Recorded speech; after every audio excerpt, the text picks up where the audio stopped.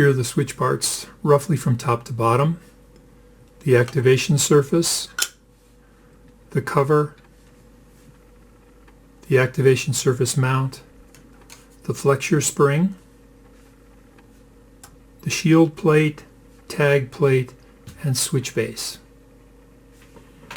To assemble the switch, we're going to take the shield plate that already has the aluminum tape attached and the tag plate which already has the RFID tag attached.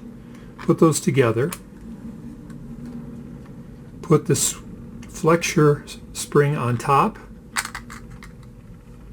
and then the activation surface mount will screw onto the tag plate threads. We're just going to rotate that just so the orientation of the tag is predictable. I'm going to orient it so that the edges of the tag are parallel with the edges of the flexure spring. I'm going to tighten that down, tighten the activation surface mount down. The activation surface is going to mount on the activation surface mount.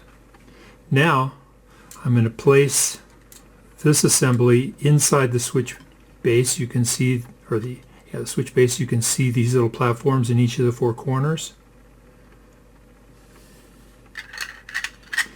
And the flexure spring will rest on top of that base.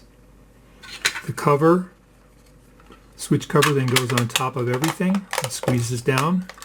It's held in place largely by friction. And then the activation surface screws onto the threads of the activation surface mount. Don't over tighten anything, we're just dealing with plastic here.